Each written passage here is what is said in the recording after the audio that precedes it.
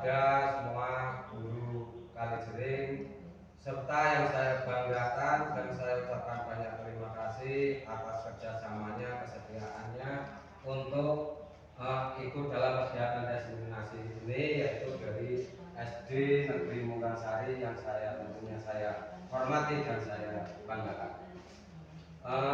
Langsung saja, untuk konsep yang akan kita bahas pada hari ini adalah tentang inti budaya positif.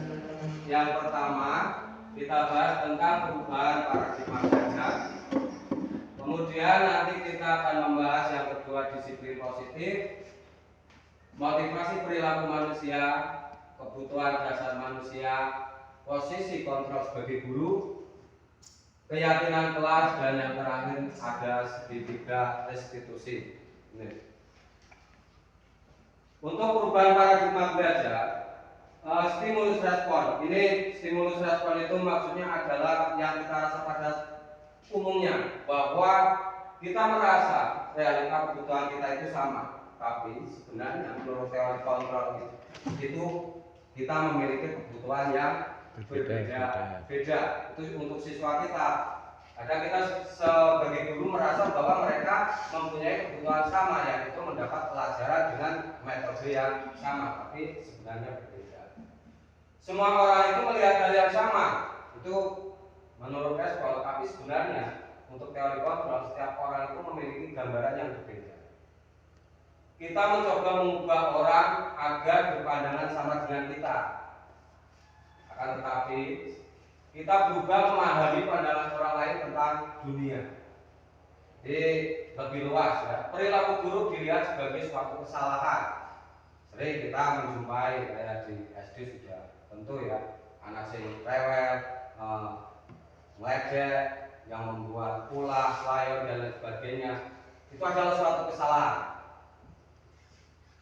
Padahal mereka itu semua memiliki tujuan, entah itu ingin diperhatikan atau dan lain sebagainya. Banyak itu, kita semua sudah tahu. Orang lain bisa mengontrol saya. Nah, kita beranggapan bahwa sebagai guru kita bisa mengontrol anak-anak kita, murid kita. Itu yang secara pribadi saya itu alami, bahwa kita bisa mengontrol mereka sepenuhnya. Kita harus kudu belajar dengan rumus ini, padahal mereka punya cara lain. Nah, itu hanya Anda bisa mengontrol diri Anda sendiri. Sudah, saya bisa mengontrol orang lain, Anda tidak bisa mengontrol orang lain. Jadi kita tidak bisa mengontrol orang lain, tapi kita hanya bisa mengontrol diri kita sendiri. Pemaksaan ada saat bujukan gagal. Nah, ini kita sebagai guru sering ya, memaksakan duduk semua rapi dan lain sebagainya, padahal kolaborasi itu perlu.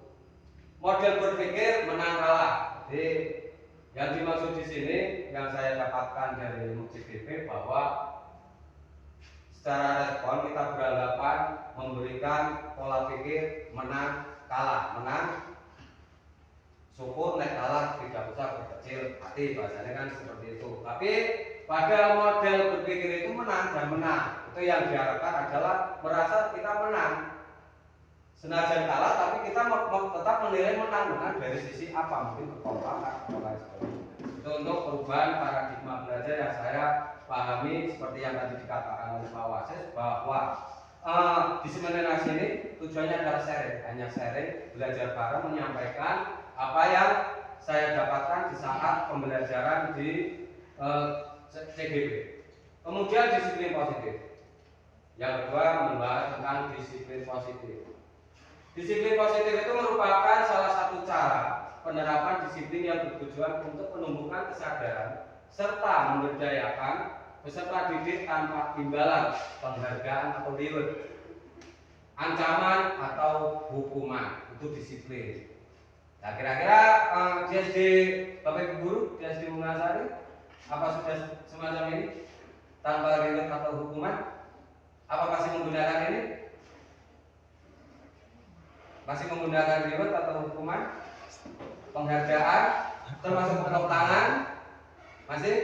Masih. Nah, padahal sebagai pendidik, ini menurut yang saya pelajari di CGP ya, itu bahwa kita sebenarnya menanamkan rasa disiplin yang tumbuh dari dalam diri anak, membentuk suatu karakter yang disiplin. Itu yang dilakukan oleh dalam ilmu guru penggerak yang saya pahami, bahwa disiplin itu kita tanamkan dari hal-hal sepele yang menumbuhkan anak tumbuh dengan sendirinya, bukan karena penghargaan ataupun suatu paksaan. Itu sesuai yang saya pelajari di modul guru penggerak. Itu untuk disiplin. Nilai-nilai kebajikan universal ini yang tadi saya katakan, salah satunya adalah nilai kebajikan yang ingin dicapai oleh setiap anak Indonesia. Yang kita kenal saat ini adalah profil pelajar Pancasila. Profil pelajar Pancasila untuk saat ini, kurikulum saat ini kita semua sudah tahu, apalagi yang IKM kelas 1, 2, 4, 5 itu, bahwa untuk saat ini adalah menggunakan penanaman karakter yang profil pelajar Pancasila. Jadi kita berusaha menciptakan pendidik yang berprofil pelajar Pancasila. Apa ini mau profil pelajar Pancasila? Ada yang tahu? Pertama apa? Profil pelajar Pancasila dan bertakwa.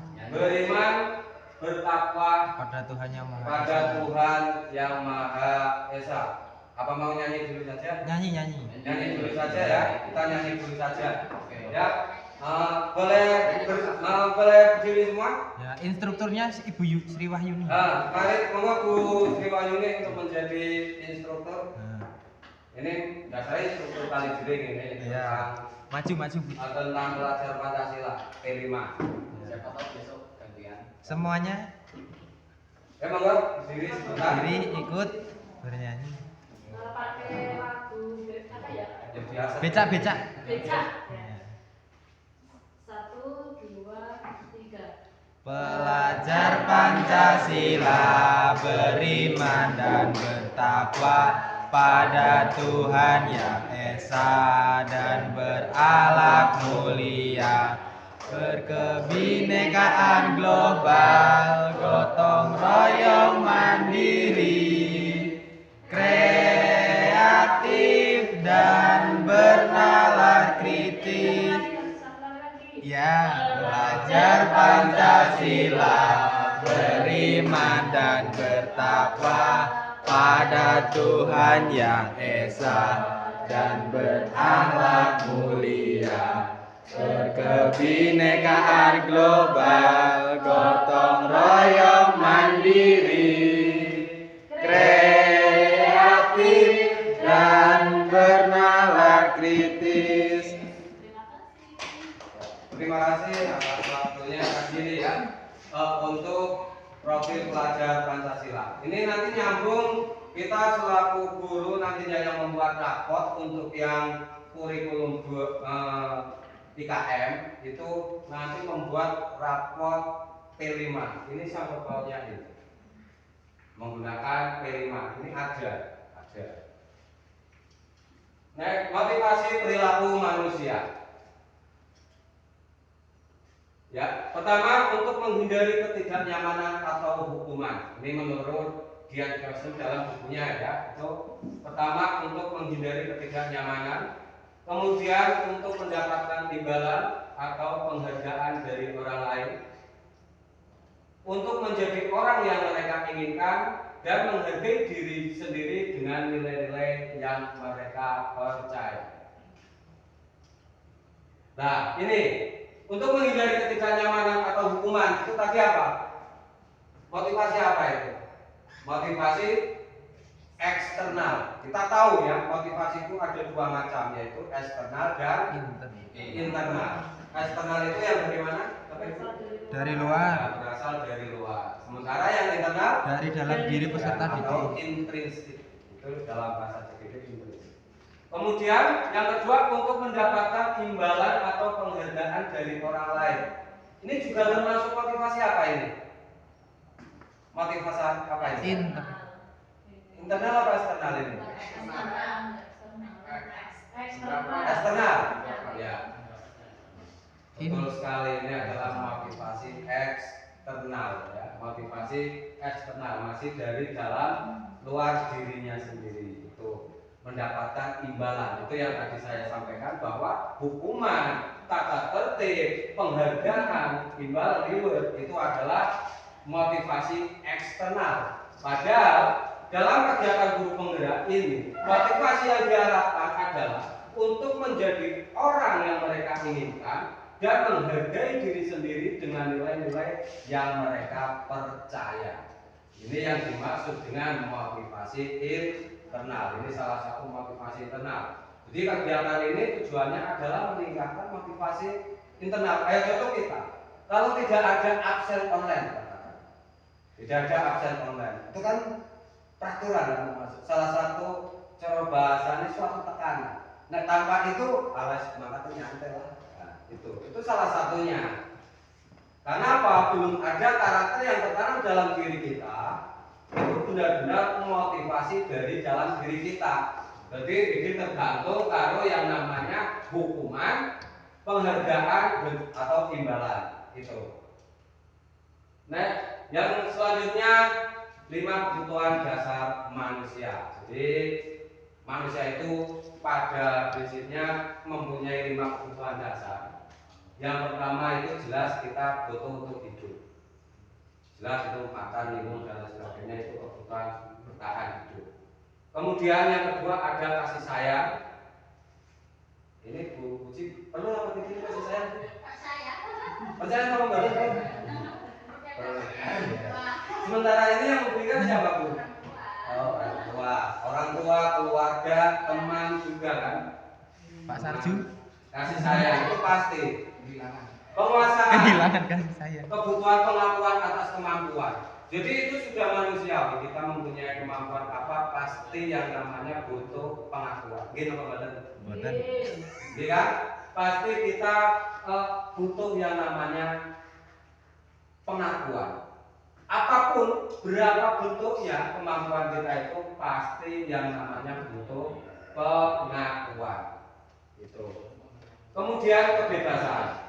Nah, kurikulumnya itu nanti berubah kurikulum merdeka yang Freedom. intinya bebas. Sama.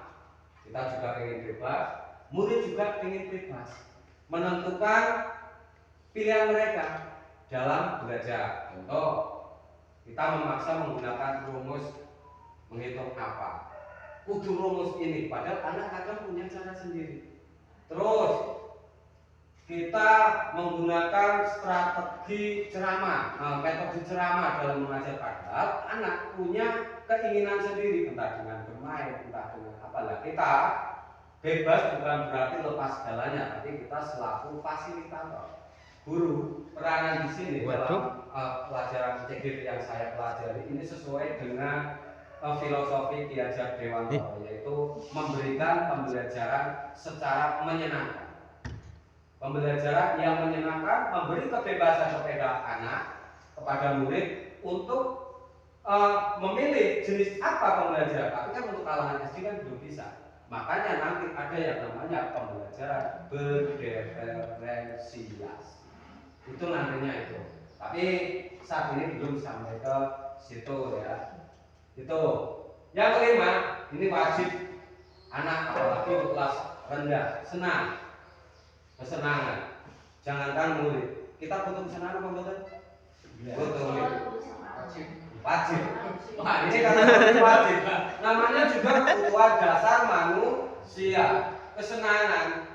Itu kita butuh senang, happy, ya kan? Apalagi murid kita. Kita sadar kita butuh kesenangan.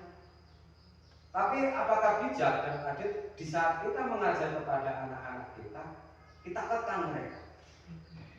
Kita tahan mereka, kita abaikan kebebasan mereka. Padahal untuk kelas rendah, baik kelas 1 sampai kelas 6 untuk kalangan SD itu masih cenderung dengan pola bermain.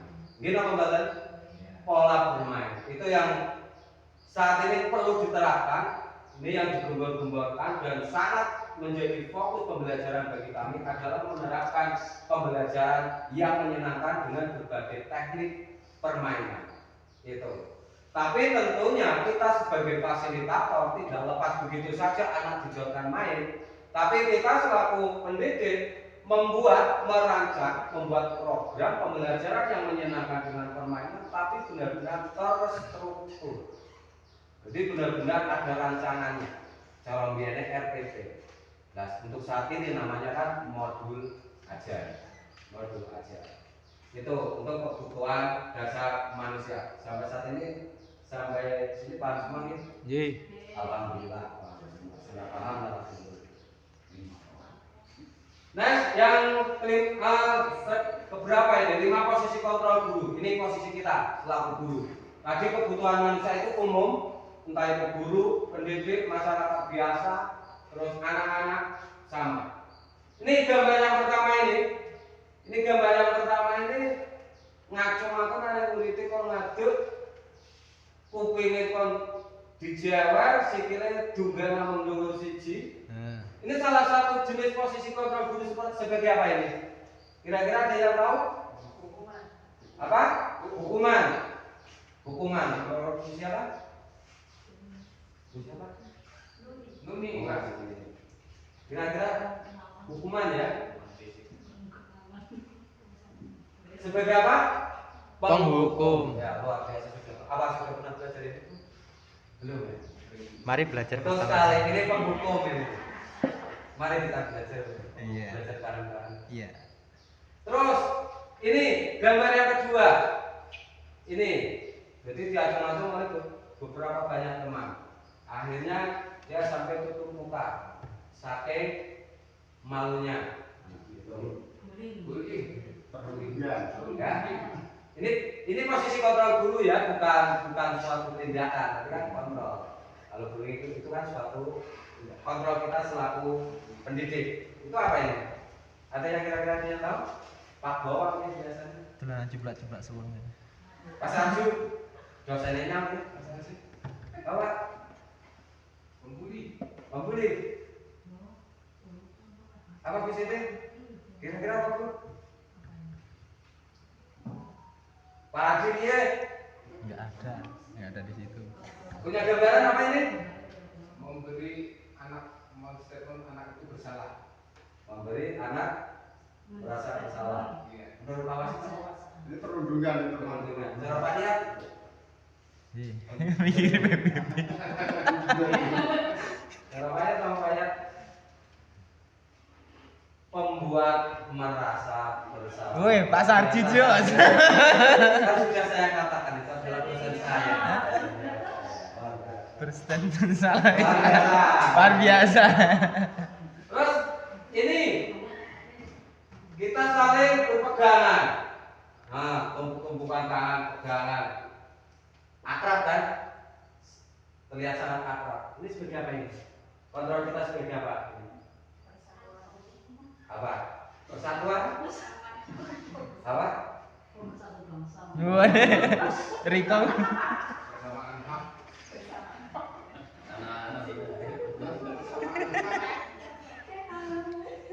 Apa ini?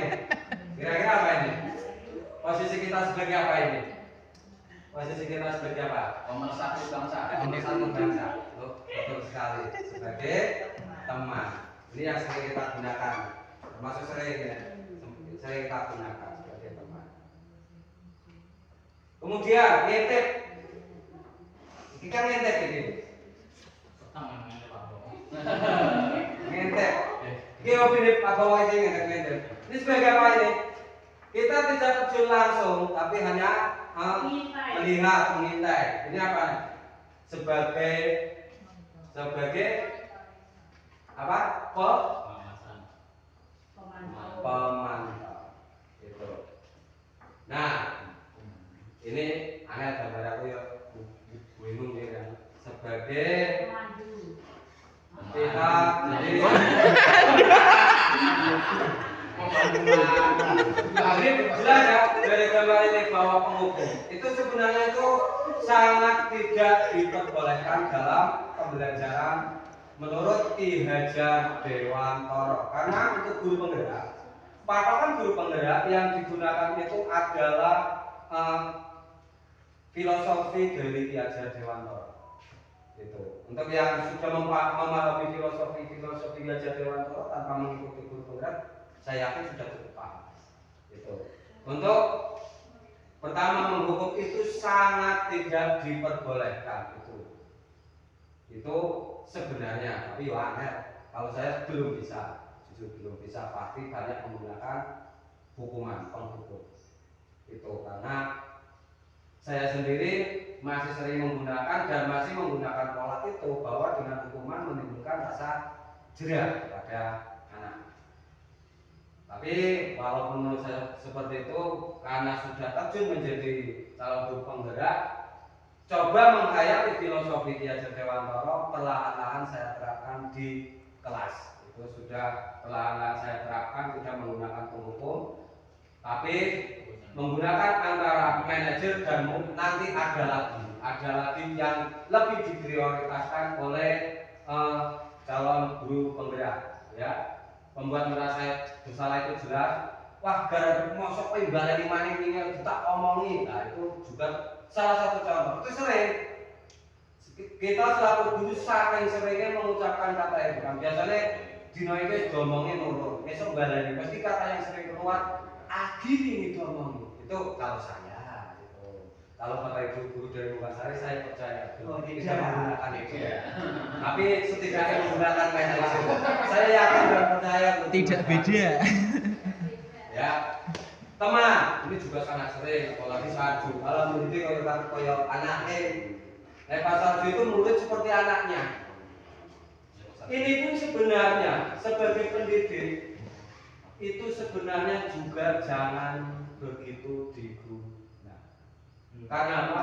Karena rasa hormat, batasan-batasan anak itu menjadi hilang. Itu yang dikhawatirkan oleh Ki Hajar Dewantara. Menurut filosofi Ki Hajar Dewantara, kita boleh terjun ke dunia mereka, tapi jangan sampai mereka melebihi batas menganggap kita benar-benar seperti teman. Itu untuk Ki Hajar Dewantara, filosofinya semacam itu. Yang pemantau jelas ya, ukur mantau, ngawasi dari luar. Manajer ini kita menggunakan berbagai trik.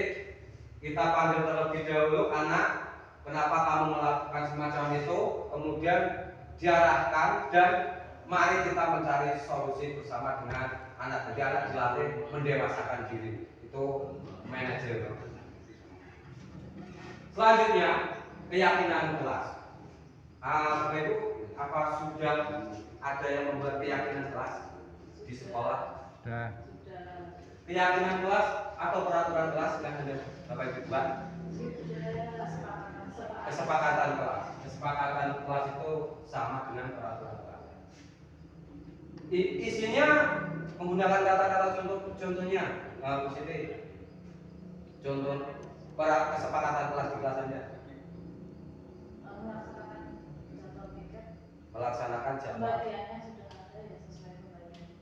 Ya, ini contoh membuang sampah pada tempatnya. Puji.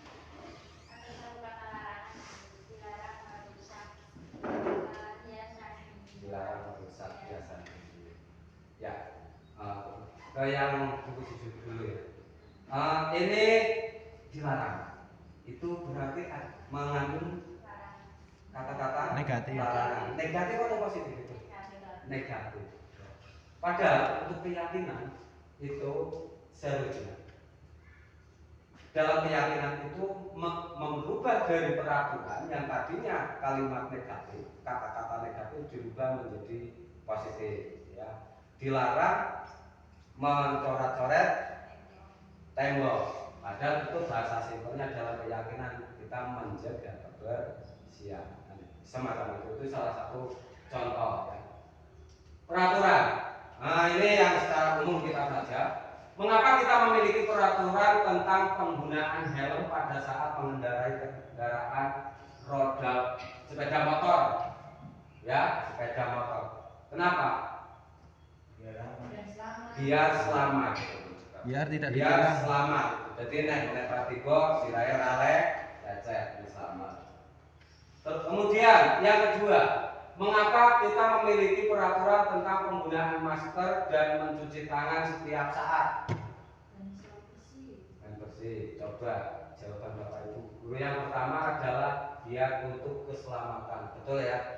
Jadi keyakinan jadi untuk keselamatan. Jadi kata-kata keyakinan nah, kita tanamkan rasa keyakinan pada anak bahwa ini yuk nek kaya ngono mari dhewek selamat. Nah, itu kita nek kok gampangnya dihukum terus didenda kayak orang bawa helm denda tapi belum sadar akhirnya mengelola dengan orang pakai helm meneh itu karena apa belum ada yang namanya keyakinan pada diri kita kayak contoh saya sendiri itu helm orang nyaman sih rasanya. Kemudian kita memiliki peraturan tentang penggunaan masker dan mencuci tangan setiap saat. Ini keyakinan yang diterapkan sebenarnya adalah untuk kesehatan. Untuk kesehatan. Jadi masker kan melindungi kita kan? Melindungi kita dari apa? Debu. Debu itu membawa apa? Virus. Itu tujuannya. Jane masker itu tujuan utamanya adalah untuk menjaga kesehatan. Begitu juga dengan mencuci tangan. Bersalaman karo saju, dilala saju membawa virus, orang cuci tangan virusnya lebih tinggi ya. Itu mencuci tangan itu juga salah satu usaha untuk kesehatan. Ini yang namanya keyakinan. Adalah pembuatan kira-kira jadi guru pendidik. Penagih menanamkan keyakinan kepada mereka, tapi tidak menghukum, tidak memaksa. Wah, kayaknya yo penak dan cara pendidik penak. Tapi nek pribadi saya sendiri itu sangat sulit. Karena apa? Mau ngawake dhewek ukuran rapatan itu saja bagi saya itu sangat-sangat masih sulit. Itulah kenapa saya punya seperti tadi di kantor ceritakan saya ingin belajar. Kenapa? Saya lulusan STM, belum ahli mengajar. Saya lulusan STM, mungkin basicnya cara itu pasti administrasi. Kok sama? Sama sih. Lu kok jadi guru? Aduh ya komet ya.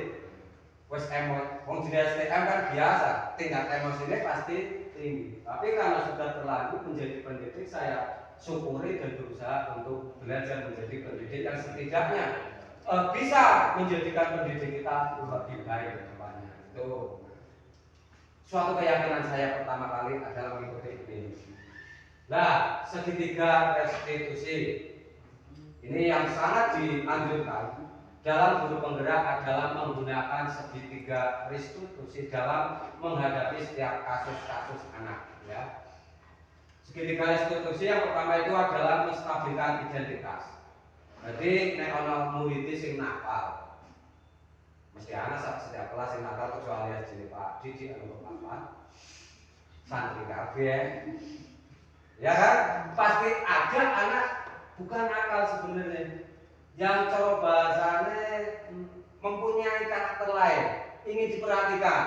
Mereka kan anak-anak jadi caper loh, ingin perhatian kita. Akhirnya menggunakan berbagai cara mereka. Itu yang saya pahami. Yang saya pahami dari pembelajaran yang saya ikuti.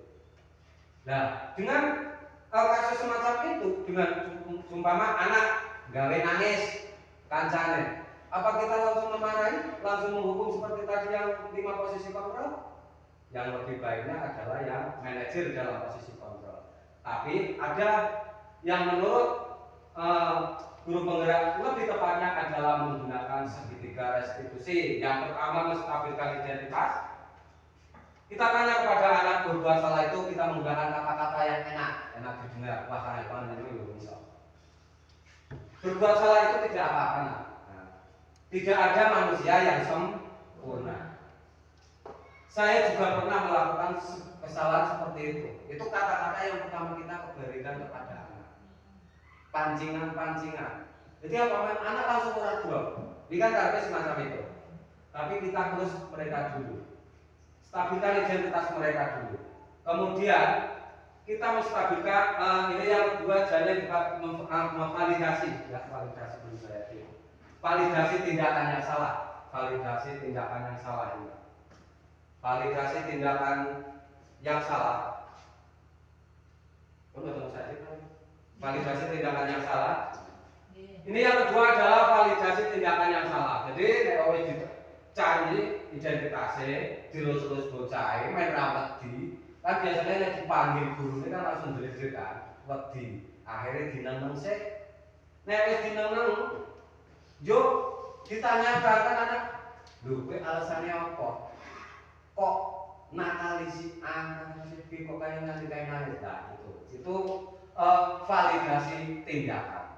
Validasi tindakan yang salah itu langkah validasi tindakan. Nah sudah divalidasi, anak kan menjawab, anu kae ngene Pak, anu kae ngene. Itu sudah jelas kan? Anak pasti menjawab. Nah kalau sudah macam itu, barulah kita menanyakan keyakinan. Nah untuk manajer itu kita tidak perlu punya yang namanya keyakinan kelas semacam ini, tidak perlu. Tapi jika kita menggunakan tiga institusi ke anak, mendidik anak, maka kita perlu dengan anak membuat yang namanya keyakinan kelas. Keyakinan kelas itu yang membuat kita atau anak bersama. Curah pendapat. Itu. Jadi curah pendapat antara kita dengan anak-anak kita, dengan murid kita.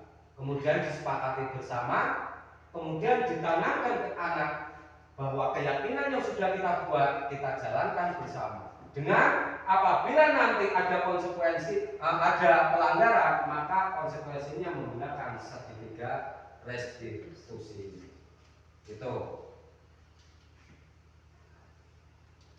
Ini ada videonya juga salah satu tugas kemarin praktek sertifikat restitusi. Ini tidak usah dibaca ya. Ini kasusnya. Ada yang lapor bahwa ada alia, contoh alia, jadi Aji, saya Aji, tapi karena dalam konteks ini adalah seperti saya ubah namanya. Alia, apakah benar tadi kamu mengganggu Fasti sampai menangis? Ini segitiga restitusi contohnya. Alia pun pasti menjawabkan antara iya atau tidak. Jawab iya Pak. Alia berbuat salah itu wajar karena kita manusia yang tidak lepas dari salah.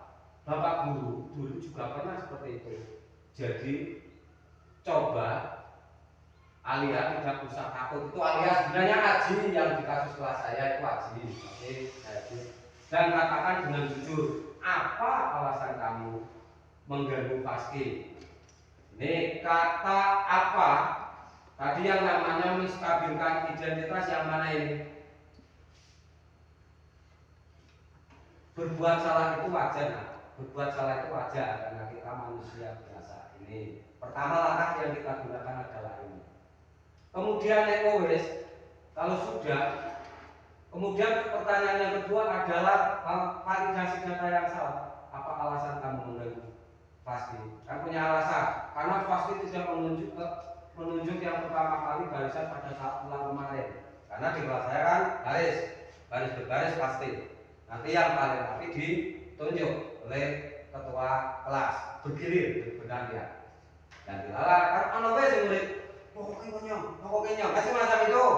Nah, karena tidak ditunjuk, akhirnya dia itu awas kondisi. Kan seperti itu. Akhirnya itulah timbul kejadian. Oh, jadi karena itu, ya Pak. Lanjut. Alia, ingatkah kamu bagaimana sikap terhadap teman yang sesuai dengan keyakinan kelas? Nah, ini kan kita mau menanyakan yang sesuai dengan keyakinan kelas kita. Berarti otomatis sebelumnya kita sudah mempunyai yang namanya keyakinan kelas yang sudah dibahas bersama-sama dengan anak. Gitu. Iya Pak, apa itu? Guyub rukun dengan teman. Nah, ini termasuk tindakan guyub rukun apa tidak? Kan kembali kita ke anak.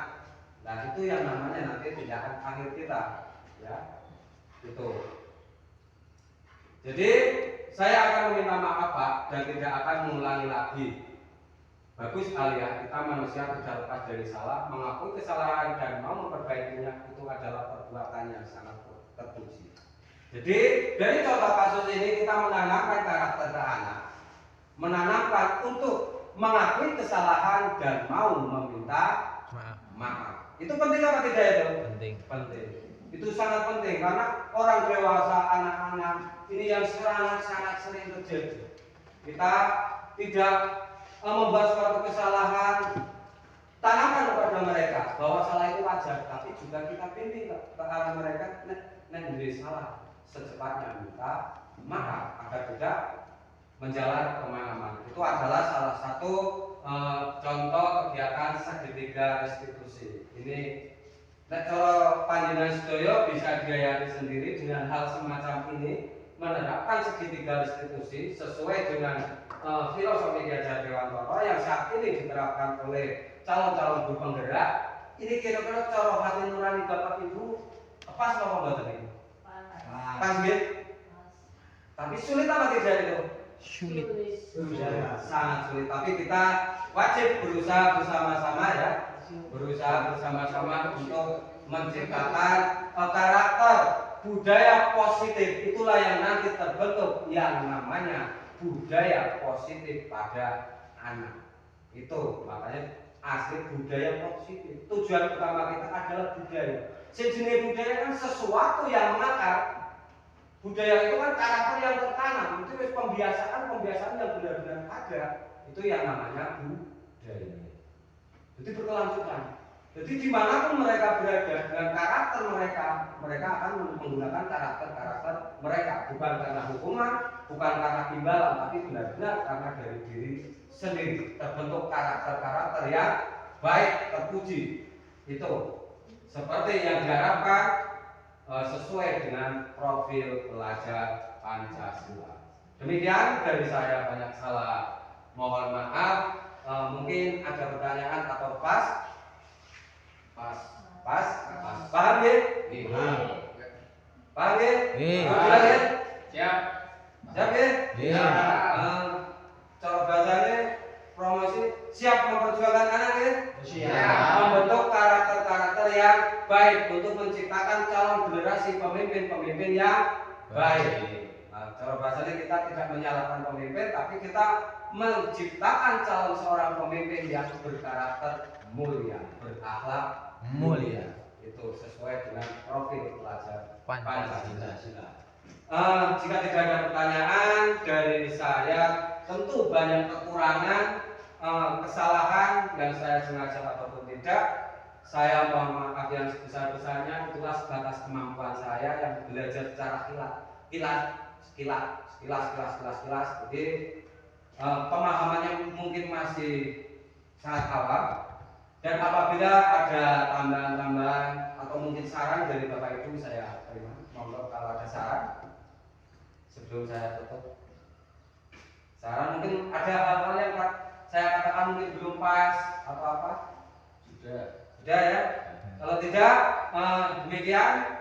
Akhirul kalam.